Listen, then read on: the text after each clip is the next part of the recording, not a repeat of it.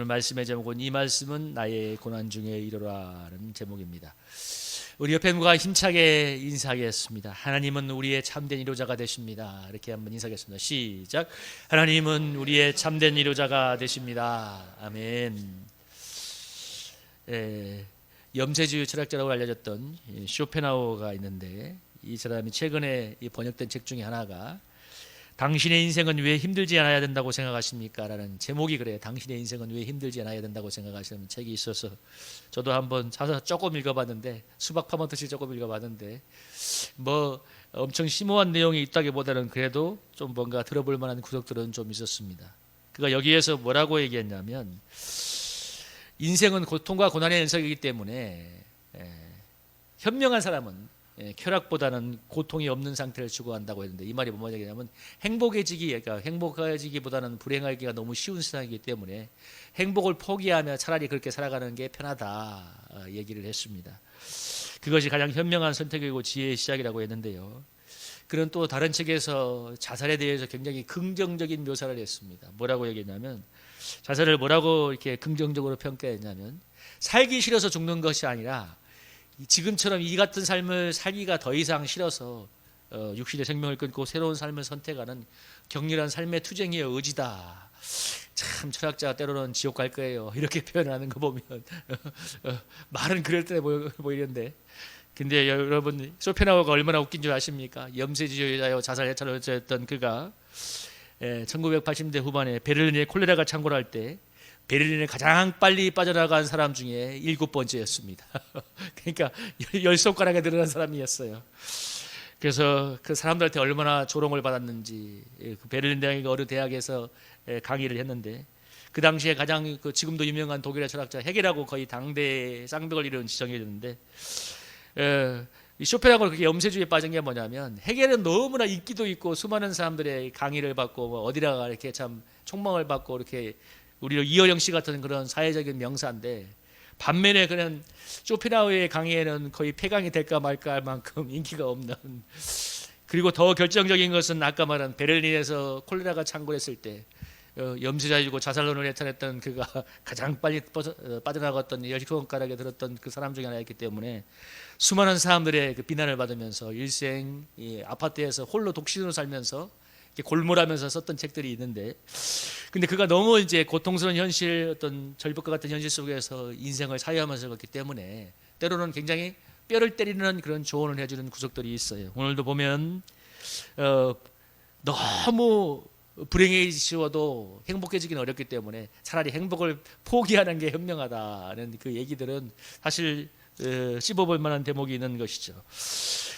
그의 인생에 대한 그의 철학에 대해서 뭐 다 동의할 필요도 없지만, 때로는 궤변론자처럼 여기지기도 하지만, 그의 인생에 대한 통찰한 수긍이라는 대목이 분명히 있습니다. 그건 뭐냐면, 인생은 행복보다는 불행한 요소가 많고 고통과 고난의 연속이라는 사실은 사실 맞는 말이죠.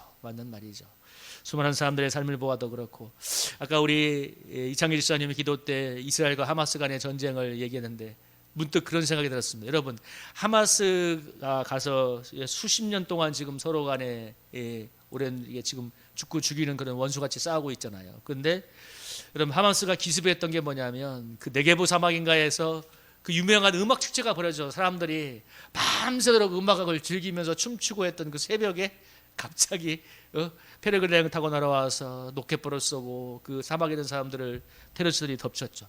여러분 생각해 보세요. 참 너무나 참 뭐랄까, 인생을 드라마틱하게 표현한 장소가 아닙니까? 밤새도록 사람들이 즐기고 쾌락을 누렸던 그 장소에 불현듯 그 테러가 일어나서 수많은 사람들이 총에 맞아 죽고 그야말로 난리가 나는, 여러분 사람들은 그 인생을 즐기기 위해서 밤새도록 음악을 즐기며 춤을 추며 술을 마셨겠지만, 그 새벽에는 여러분 정말 상상도 못한 고통과 불행이 다가와 버렸죠. 여러분, 그게 어쩌면 인생의 단면이기도 하고 우리의 삶을 보여주기를 하는 것입니다. 여러분, 참 그 로켓이 날아다니고 늘 그렇게 테러가 일어나는 그곳에 사는 게 참 그것도 보통 일은 아니겠죠, 그죠?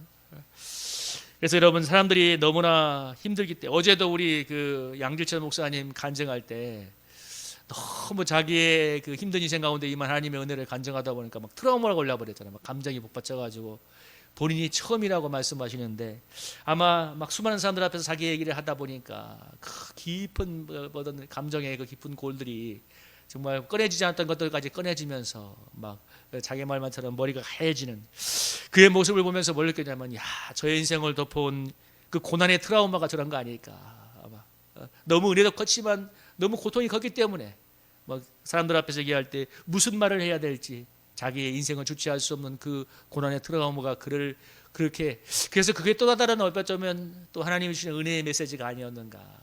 우리 인생이 얼마나 그렇게 힘든가. 그 자기 얘기를 하는 것도 견디기 힘든 그렇게 막 트라우마가 오는 그게 바로 인생이잖아요. 그래서 이런 인생을 살면서 사람들이 즐길거리를 사는 것은 너무나 당연한 것입니다. 그래서 여러분 아무리 힘들어도 즐길거리를 뭐 술 먹고 뭐 즐길거리 찾는 건 너무나 당연해요. 왜? 인생이 고통스러우니까. 그 부산에 가면 그 화명동에 그 포도원교회라고 유명한 교회가 있는데 그 김문은 목사님이 고신대 의대에서 이제 원목으로 있을 때 하던 얘기 하는데 너무 이 수련회 했어요. 인터내전트가 시간이 없으니까 새벽에 성경 공부를 인도했대요.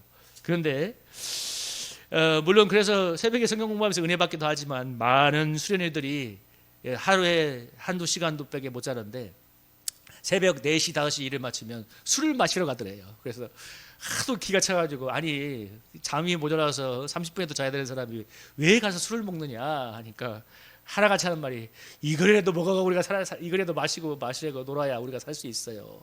그러니까 그렇게 잠이 모자란 사람들이 술을 마셔야 되는 거예요. 그래서 동남아의 쌀값이 사라지면 여러분 쌀 소비가 늘어나는 게 아니라 쌀값이 떨어지면 그 떨어진 쌀값만큼 쌀은 동일하게 먹으면 되니까 그 쌀값만큼 아껴서 그 모으고 모인 돈으로 무엇을 사느냐? TV를 사고 그다음 배터리를 사서 여러분 정글 밀림에서도 여러분 TV를 본다고 하지 않습니까? 제가 캄보디아 단기 선교 갔을 때 정말 그 농촌에 사람들의 신방 가서 그걸 봤어요. 어디 가나 여러분 TV 있어요. 어디 가나 배터리 있어요. 그 뭐 저 조금 괜찮은 데는 뭐 이성 안테나라도 사거든요. 아니면 조그만 안테나라도 세워서 여러분 봅니다. 그 배터리를 충전해 가지고 보는 거예요. 저 그걸 보면 뭘 느꼈을까요? 야, 사람이 아무리 가난하고 못 먹고 못 살아도 뭐고 보고 줄 길은 여가가 있어야 되는 거구나. 문화생활을 해야 되는구나. 여러분 저희 북한에 유명한 지금 일화가 있지 않습니까? 너무 한국에 한류가 퍼져서 북한 체제가 위험하니까 우리 김정은 정권 들어와서 했던 게 혹독한 탄압이잖아요. 그래서 뭐 심지어 평양시내 대학생들을 불러다 놓고 이렇게 했다잖아요. 지금까지 본 모든 한류 드라마나 영화를 다 적어내라. 그러면 적어내는 거에 대해서는 모든 걸 용서해 주겠다. 불능에 붙이겠다 해서 수많은 학생들이 다 적어냈는데 그래서 그 보이부원들이 다 그걸 읽어보고 그 말이 틀린 것들 있잖아요. 내가 누가 줘서 봤어요. 아니면 내가 누구한테 줘서 봤어요. 이걸 다 추적하고 말이 틀린 사람들을 수백 명을 잡아다가 혹독하게 고문을 하면서 이제 진실을 다 밝혀낸 거예요. 그래서 이제 이 학생들을 이제 수백 명의 학생들을 어떻게 처벌했냐면은 그냥 보낸 게 아니라 그 강동학원이라고 유명한 이제 그 간첩 훈련소가 있는데 거기에 그 유명한 정치범이나 사람들을 총살을 시킨답니다. 그 수백 명의 학생들을 이제 그 버스에 태워서 강동학원에 가니까 학생들이 그 앞에 서니까 기절을 한 거예요. 자기를 총살시키는 줄 알고. 그래서 막 버스에서 안 내리라고 하니까 보이부원들이 총살시키는 게 아니니까 내려라. 달래서 여러분 강동학원에 데려가서 이제 그 총살시키는 현장에 데려갔는데 현장에 누가 있었냐면 4명의 젊은 20대 청년들인데 아까 말한 한류 드라마를 유포했던 사람들. 만들어서 유포했던 소위 말하는 북한에서는 가장 악질적인 체제의 전복범인데 그 4명을 총살하는 장면을 보여준 거예요. 그러니까 그 사람들이 거기를 보고 나서 기절을 하고 막 그야말로 그 트라우마 그걸 보고 나서 너무 무서워가지고 여러분 그 방에 지금 북한에서 여러분 보기만 해도 10년 동안 감옥에 간다잖아요. 근데 더 결정적인 건 뭐냐? 그런 일을 겪었는데도 여러분 좀 시간이 지나니까 뭐예요? 또 지하에서 은밀하게 본다는 거 아닙니까? 여러분 무슨 얘기입니까? 아무리 그래도 사람들에게 뭔가 위로거리가 필요하고 볼거리가 필요한 겁니다. 여러분 그 일을 겪고도 또 보는 거예요. 솔직히 뭐 맨날 아는 그 북한 김정은 체제 수령님 이대예요. 무슨 재미가 있겠어요, 사람들. 북한 사람들 그러잖아요. 너무 더럽게 재미없어서 한국 걸 본다고. 여러분 수천 년 인류 역사에서 사람들이 이렇게 삶의 이루가 있어야 되기 때문에 살아가는 건데요. 수천 년 인류 역사에서 전쟁이나 혁명 반란 등으로 나라가 망하고 체제가 붕괴한 적은 수도 없이 많았는데 그러나 여러분, 전쟁이나 혁명, 고난이 아무리 와도 결코 무너지지 않고 생명력을 발휘하는 것은 바로 종교입니다. 여러분, 지금 유대인들이 수천 년간 나라가 망해서 2000년 동안 전 세계를 뛰어다니고 고난을 받는 디아스포라로 살았는데도 불구하고 1948년에 다시 나라를 세우고, 여러분 지금 유대인들이 특별히 미국 같은 데서 각 분야에서 뭐 금융이나 문화 이런 데서 아주 세계를 호령하는 이 민족으로, 뛰어난 민족으로 살아가고 있잖아요. 그 가장 그 밑바탕에는 바로 토라, 모세오경을 지금도 예수님은 믿지 않지만 그 토라를 읽고 기도하고 그 구약의 전통을 지키면서 살아가는 신앙의 힘, 하나님을 경외하는 신앙의 힘이 작용하고 있는 것을 우리가 너무나 잘 보고 있습니다. 우리나라의 복음의 꽃을 피운 것도 우리나라가 식민통치, 일제 식민통치와 6.25 전쟁을 겪는 그 민족적인 고난 속에서 복음 속에서 사람들이 위로와 소망을 받았기 때문입니다. 그래서 여러분, 아무리 시대가 어떠하다 하더라도, 뭐 요즘 한국교회가 이기라고 하고 침체됐다고도 하지만, 어떤 시대라도 여러분 고난 중에 하나님의 말씀을 통해서 위로를 받는 사람들은 복음 앞으로 나오게 되어 있고, 하나님을 만나고 그 하나님을 간증하는 사람이 되게 되어 있습니다. 어제 우리 최재 성도님 세례자 교육하면서 제가 이렇게 성경에 대해서 쭉 성경 66권에 대해서 설명을 하다가 시편 얘기가 나오니까 우리 최재 성도님이 굉장히 눈이 번쩍번쩍 뜨이면서 본인이 시편을 읽으면서 너무 은혜를 받았다는 거예요. 그래서 내가 어떻게 했냐 그러니까 우리 최동원 집사님 가정이 시편 한번 읽어보라고 해서 읽었는데, 시편을 읽다 보니까 너무 본인에게 위로가 되더래. 그래 뭐 어디가 그렇게 위로가 되대요? 그러니까 특별히 시편 31편이 그렇게 위로가 됐다고 또 내 앞에서 그 성경을 꺼내서 듣는 성경을 들려주더라고요. 처음부터 끝까지. 그 가만히 듣고 있는데 어디가 그렇게 위로가 됐냐 그러니까 시편 31편 9절인데 제가 한번 읽어볼게요. 여호와여, 내가 고통 중에 있사오니 내게 은혜를 베푸소서. 내가 근심 때문에 눈과 영혼과 몸이 새하였나이다. 이 구절이 그렇게 마음이 아파. 왜? 자기의 상황과 너무 똑같은 거예요. 지금 고통 때문에 보여요. 내 눈과 몸과 영혼이 새하였나이다. 너무 잠도 못 자고 너무 괴로운 자기의 영혼 때문에 그 시편 기자의 상황에 자기가 동일해서 너무나 위로가 되었고, 또 시편 31편 24절의 말씀이 여호와를 바라는 너희들아 강하고 담대하라. 이 말씀도 자기에게 너무 큰 위로가 되었다고 했습니다. 여러분, 중요하니까 그 고난 중에 하나님의 말씀에 위로를 받으니까 중요한 건 교회를 나오고, 여러분 지금 세례도 받고 있지 않습니까? 여러분 고난 중에서 하나님의 위로를 받으니까 사람에게 여러분 살 수 있는 길이 열리는 겁니다. 어제 우리 양지철 목사님 통해서 참 들었던 간증 중에 너무 본인의 너무 큰 트라우마가 있었지만, 여러분 사실 우리가 그 입장이 된다면 우리가 제대로 살 수 있었을까요? 뭐 부모님의 가정은 이혼해서 깨어져, 동생은 중증 지적 장애인이야. 지금도 30살이 가까이 되는데 3살의 지능을 갖고 있고, 그래서 평생 누군가 돌봐주지 않으면 안 되고, 고등학교 때 한쪽 눈은 시력을 잃고 또 한쪽 눈은 언제 시력을 잃을지 모르는 그런 인생. 여러분 얼마나 그랬으면 여러분 나 가진 재물 없으나 그 찬양이 그렇게 위로가 돼서 법당에 가서 여러분 그 찬양을 들었다고 그랬겠어요. 공평하신 부처님이 얘기하면서 여러분, 그러면서 그가 눈물로 간증했지 않습니까? 요한복음 9장 1절 예수님이 나를 보시고 내 고통과 눈물을 아셨다. 그리고 2절을 얘기했잖아요. 그냥 뭐 그의 삶에 박힌 말씀이잖아요. 그렇죠? 사람들이 뭐라고 합니까? 이 제자들이 이 사람의 장님된 것은 누구 죄 때문입니까? 본인의 죄 때문입니까? 부모의 죄 때문입니까? 그러니까 보이는 대로 판단하는 인간응보적인 사람의 시각을 얘기하면서, 그래서 보이는 대로 판단하는 세상 사람들 때문에 본인이 얼마나 고통하고 또 고난 중에 있는 사람들이 얼마나 상처를 받고 있는가를 얘기하면서, 그러나 주님이 이런 나를 아시고 보시고 위로하시며 십자가에 죽기까지 나를 사랑했다는 그 사랑을 통해서 자신의 영혼이 살았다고 얼마나 여러분 감동적으로 간증했습니까? 여러분 그 고통 중에 있는 그를 위로하는 그 주님이 아니었으면 여러분 그의 인생이 어떻게 지금 그렇게 고통 중에 있는 인생들 위로하는 목회자로 살 수가 있었겠어요? 여러분 너무 감사한 일 아닙니까?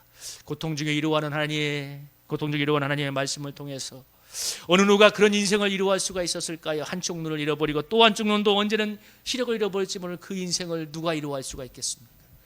그러나 여러분 죽은 자 가운데 살아계신 하나님의 말씀, 복음의 능력, 예수 그리스도가 그 힘든 인생에 찾아오셔서 그에게 참 위로와 소망을 주시고 그의 인생을 다시 일으켜 세워서 힘든 자를 살리는 그 인생을 살아가게 하지 않습니까?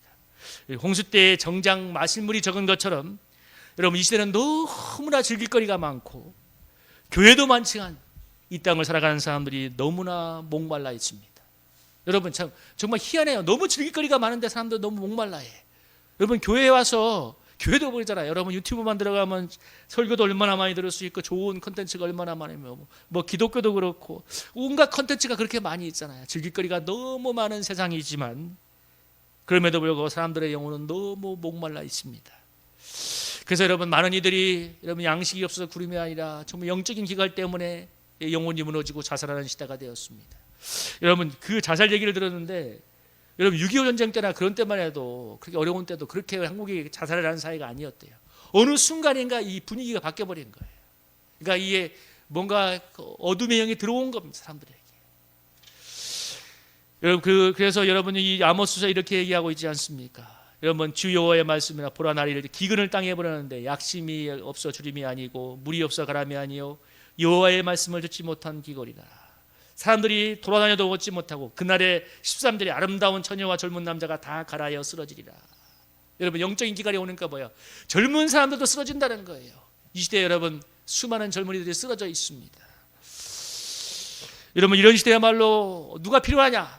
하나님의 말씀을 통해서 위로를 받는 그리스도인들이 정말 필요한 사람들, 필요한 시대고 그리스도의 말씀에서 위로를 받음으로 자기도 살고 그리고 다른 사람들을 정말 위로할 수 있는 사람이 필요한 시대가 되었습니다.